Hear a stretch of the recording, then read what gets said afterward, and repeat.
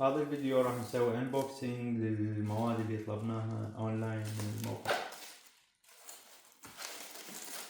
طبعا تغليف بعد تغليف لازم نفتح هذا التغليف.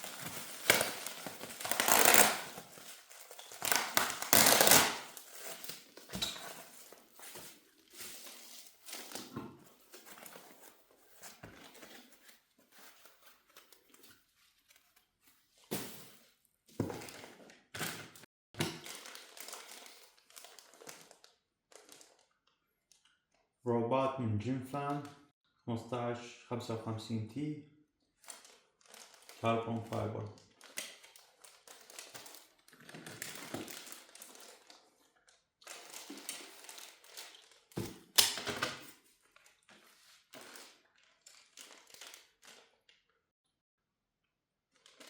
هذا البيلود بلاتفورم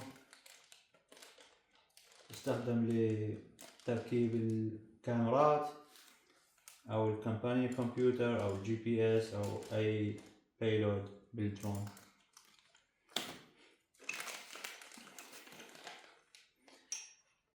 عندنا هنا انتنا ماونت، هذا الجي بي اس انتنا ماونت، كاربون فايبر تيوب مع وايرات اس ام اي طويلة حتى تربط الجي بي اس بالفريم.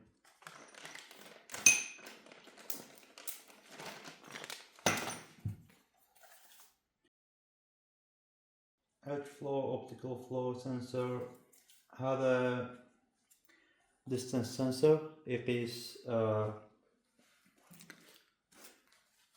المسافات.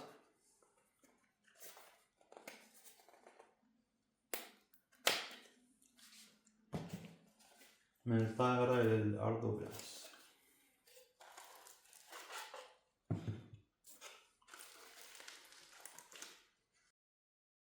طبعا هذا أحدث سنسر من هولبرو واللي هو الإدج فلو.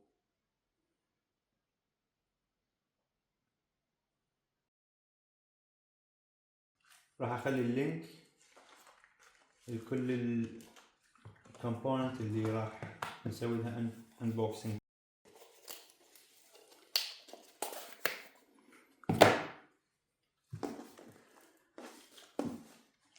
وعندنا المين اوردر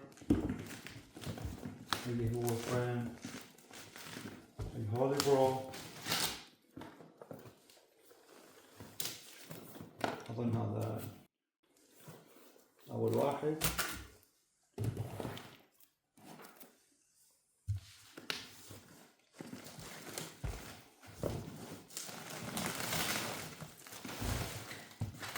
هذا الثاني. هذا راح نسوي له انبوكسنج بعد ما نكمل كل المواد اللي عندنا.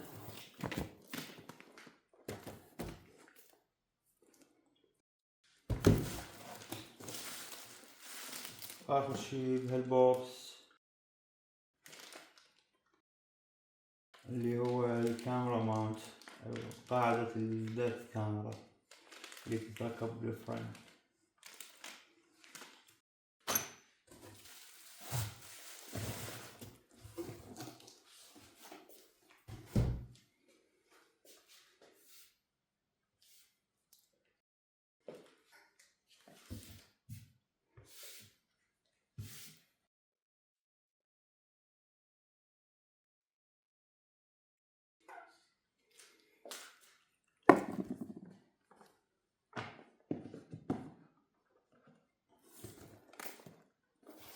خلينا نفتح الفريم اللي هو الجزء الأساسي بهذا الأوردر.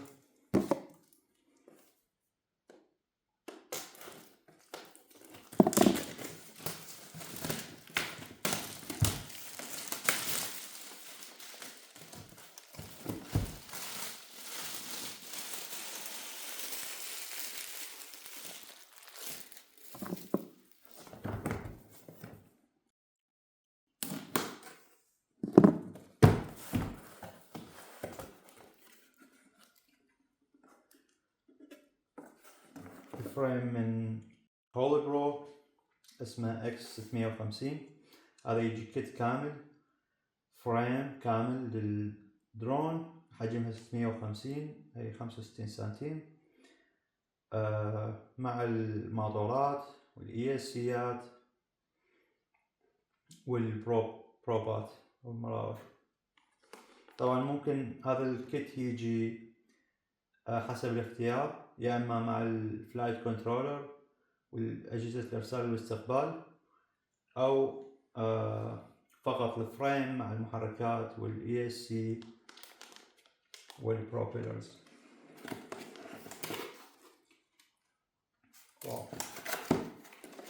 طبعا هذا أحدث فريم بالهولي برو، صراحة مش مبين فريم عملاق.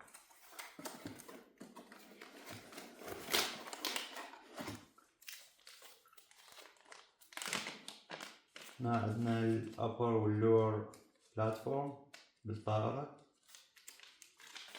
وهذه القطعة أيضا تتركب فوق الطائرة للأونبورد كمبيوتر.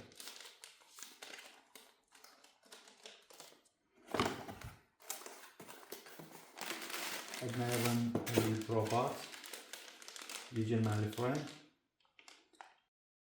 من جيم فان 1555 تي كاربون فايبر.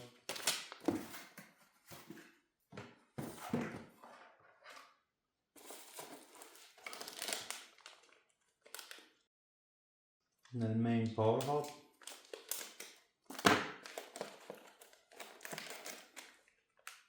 هنا بعض الأربطة اللي يستخدم لربط البطاريات الإلكترونيات وبعض اللواصق ال 3M، جدا مفيدة بلصق الأجهزة الإلكترونيات أو الأسلاك.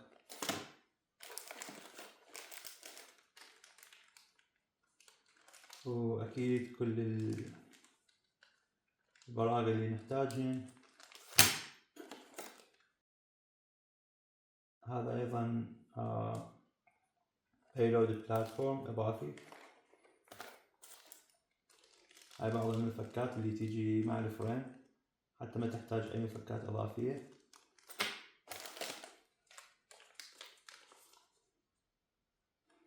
هذا الباور سبلاي للفلايت كنترولر. هاي القطع إضافية للفريم مثل اللاندنج جير.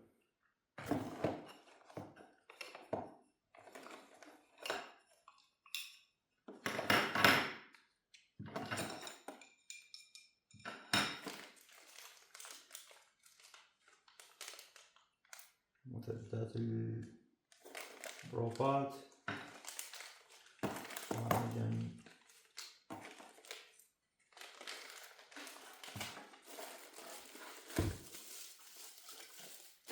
وعندنا 4 قطع أذرع مع الماطورات.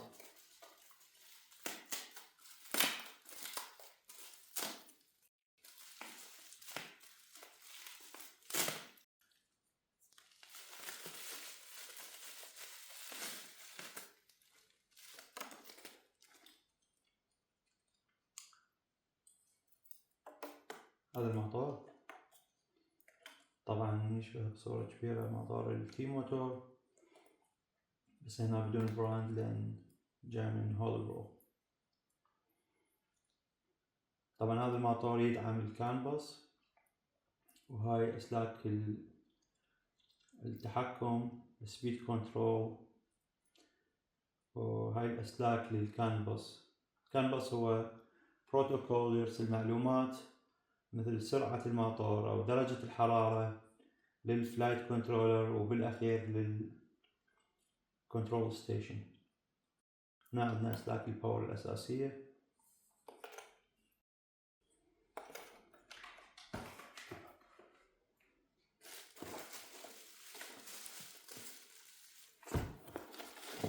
وبهذا أكملنا الأنبوكسينج للهولي برو X 650 درون كيت. شكرا. شكرا جزيلا للمتابعة، لا تنسوا الاشتراك ومشاركة الفيديوهات.